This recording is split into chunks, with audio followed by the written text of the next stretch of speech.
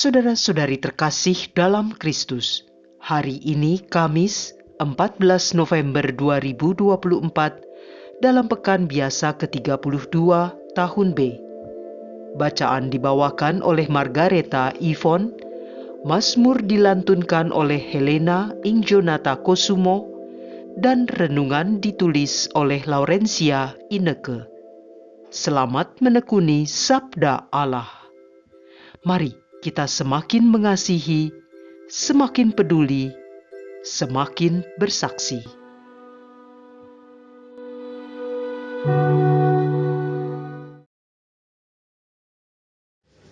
Dalam nama Bapa dan Putra dan Roh Kudus. Amin. Allah Bapa yang bertahta di hati kami, Allah yang meraja di dalam hidup ini. Kami bersyukur atas segala kasih karunia yang telah Kau berikan. Ya Bapa, ampuni kami yang seringkali menjauh dari kasih-Mu. Semoga firman-Mu yang akan kami dengar selalu hidup di hati kami. Kubuka hati ini agar siap mendengarkan sabda kasih-Mu sebagai penguat dalam menjalani tugas perutusan yang Kau berikan pada kami untuk menjadi aliran berkat bagi orang di sekitar. Sehingga kami semua dapat merasakan kehadiran-Mu di dalam hidup ini.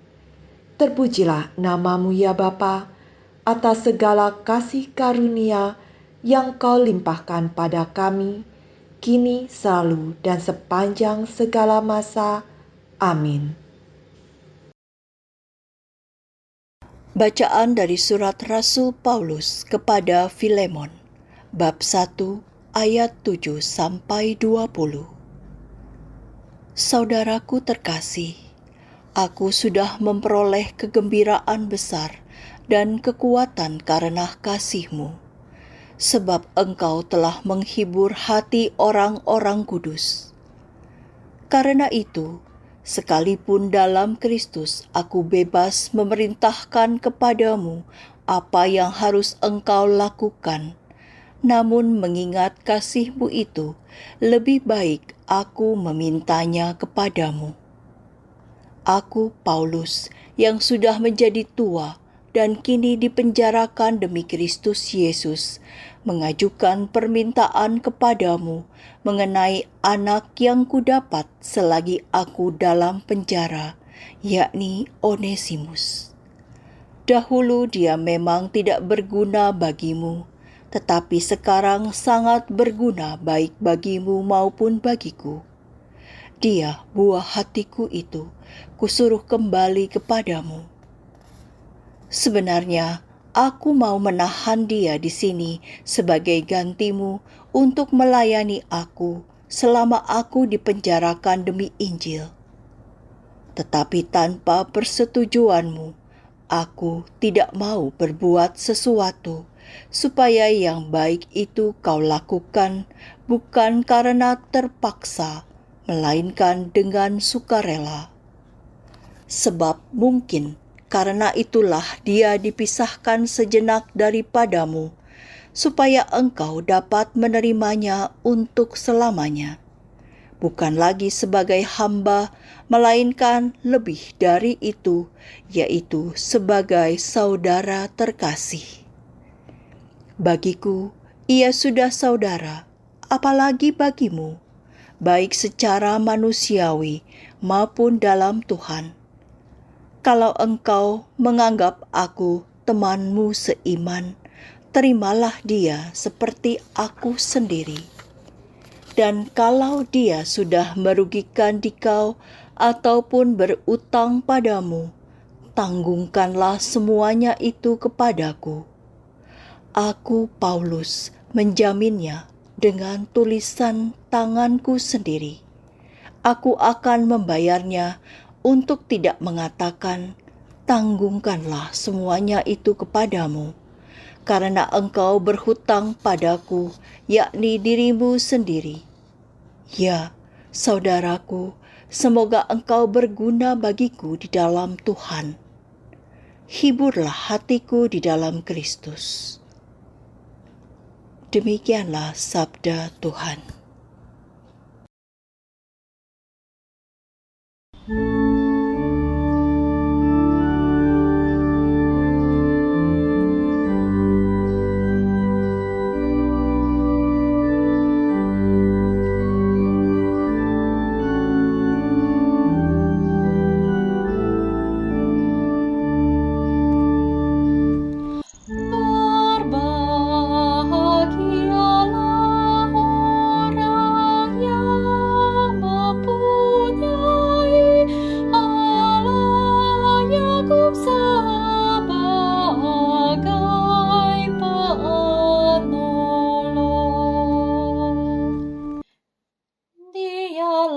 Menegakkan keadilan bagi orang-orang yang diperas dan memberi roti kepada orang-orang yang lapar. Tuhan membebaskan orang-orang yang terkurung. Berbahagialah orang yang mempunyai Allah Yakub sebagai penolong. Tuhan membuka mata orang buta. Tuhan menegakkan orang yang tertunduk. Tuhan mengasihi orang-orang benar. Tuhan menjaga orang-orang asing. Berbahagialah orang yang mempunyai Allah Yakub sebagai penolong. Anak yatim dan janda ditegakkannya kembali, tetapi jalan orang fasik dibengkokkannya. Tuhan itu Raja untuk selama-lamanya. Allahmu ya Sion turun-temurun. Berbahagialah orang yang mempunyai Allah Yakub sebagai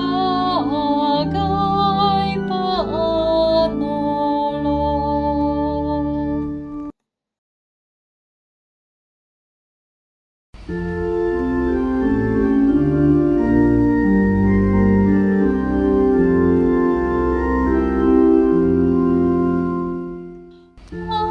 Haleluya, haleluya, haleluya. Akulah pokok anggur, kalian ranting-rantingnya, sabda Tuhan. Tinggallah besertaku, maka aku tinggal besertamu, dan kalian akan berbuah banyak. Haleluya, haleluya, haleluya.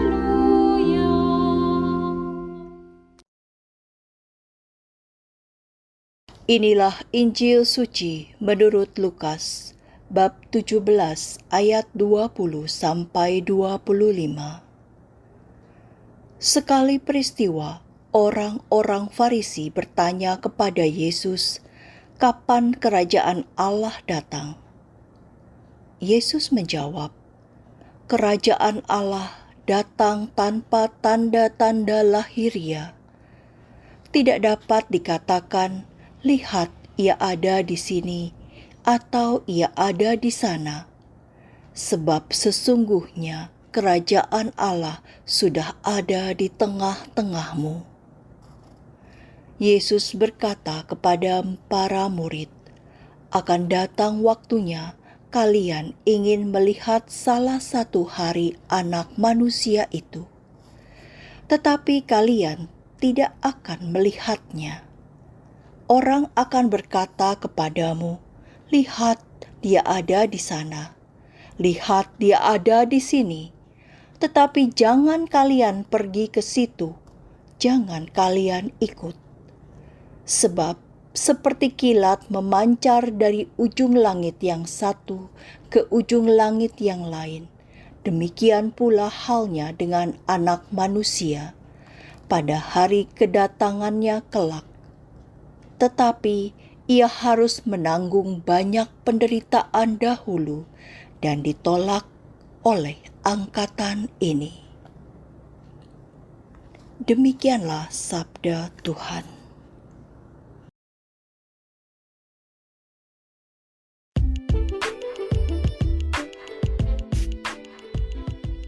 Tanda apa yang bisa kuhadirkan? Renungan dibawakan oleh Laurencia Ineke.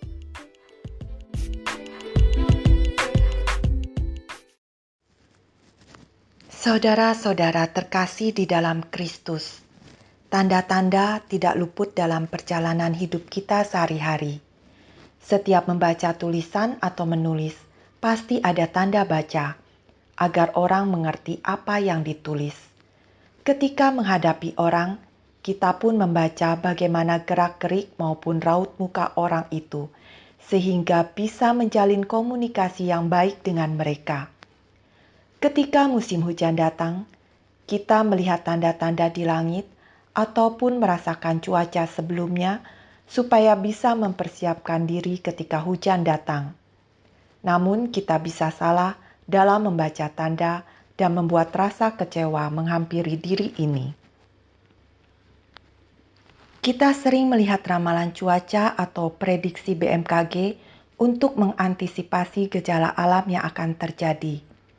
Tapi tak jarang pula orang bertanya-tanya untuk mengetahui apa yang terjadi pada orang-orang lewat tanda-tanda yang mereka lihat. Dimulai dari rasa iseng membaca dalam suatu kolom di majalah tentang hari kelahiran atau untuk sekedar tahu dan lucu-lucuan. Hingga kemudian timbul rasa ingin tahu lebih lagi dengan bertanya pada seseorang yang dianggap bisa membaca tanda-tanda kehidupan di masa yang akan datang.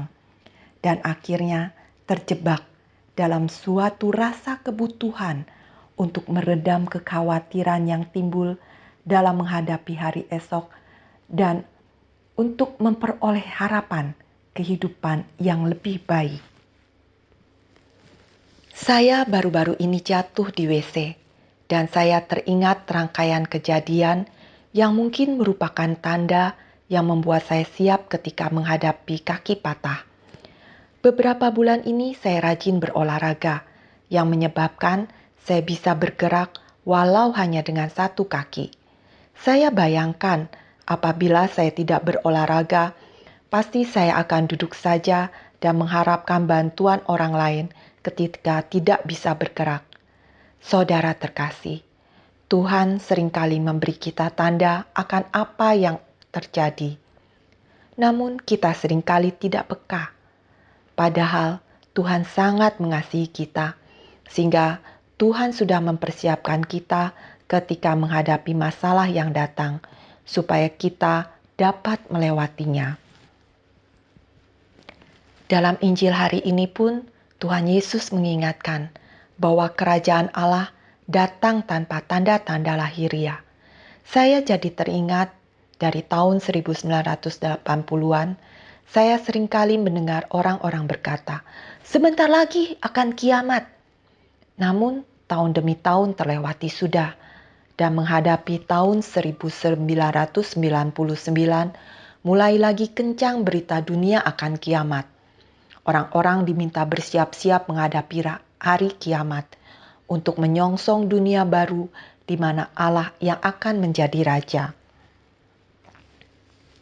Namun saudara terkasih, Tuhan Yesus berkata, "Sesungguhnya kerajaan Allah ada di antara kamu."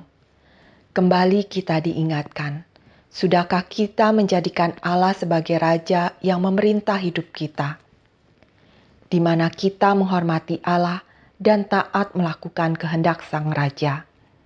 Dalam bacaan dan Mazmur hari ini, kita diingatkan akan kasih. Rasul Paulus mengingatkan akan pelayanan kasih yang memberikan kegembiraan, penghiburan, dan juga kekuatan. Bukankah tanda kegembiraan merupakan tanda bahwa kita berada dalam kerajaan Allah? Dalam Mazmur, kita diingatkan juga untuk melakukan pelayanan kasih dengan berbela rasa pada yang kecil, lemah, miskin, disabilitas, dan tersingkir. Firman hari ini mengingatkan kita, sudahkah menghadirkan Allah sebagai Raja dalam hidup ini? Saudara terkasih dalam Kristus, mari kita bergandengan tangan untuk bersama-sama berkarya dalam kasih Tuhan, agar kita selalu bersuka cita menghadirkan Allah dalam pesiaran hidup ini. Dengan bersatu hati, bergandeng tangan, kita bisa saling menguatkan, saling menghibur dalam menjalaninya, terlebih ketika menghadapi tantangan baik dari dalam maupun dari luar. Adanya rasa lelah, malas, sedih, kekecewaan, bahkan kesombongan, maupun ejekan, tuduhan, dan hinaan dari luar. Tidak mudah memang untuk menghadirkan kerajaan Allah. Namun saudaraku, dengan berdoa bersama dan memohon rahmat Tuhan, niscaya Tuhan akan menyertai langkah kita dalam menghadirkan Allah yang meraja dalam hidup ini. Tuhan memberkati. Marilah kita berdoa. Ya Allah, Raja semesta alam, Allah sumber kasih, pembawa sukacita. Terima kasih ya Tuhan, karena Engkau selalu berkenan membawa kami masuk dalam persekutuan denganmu. Tak henti-hentinya kami bersyukur atas rahmat kasih-Mu. Dan tak henti-hentinya pula kami memohon rahmat kasih-Mu, agar kami diperkenankan menjadi pelayan kasih-Mu untuk menghadirkan kerajaan-Mu di tengah hidup kami, dengan membawa sukacita, penghiburan, dan kekuatan bagi orang-orang yang ada di sekitar kami. Terutama saudara-saudara kita yang kecil, lemah, miskin, disabilitas, dan tersingkir. Tuhan, sertai kami selalu dalam karya kami dalam pesiarahan hidup ini untuk menghadirkan kasih-Mu. Doa syukur dan permohonan ini kami panjatkan hanya dengan perantaraan Yesus Kristus, Tuhan dan pengantara kami. Amin. Dalam nama Bapa dan Putra dan Roh Kudus. Amin.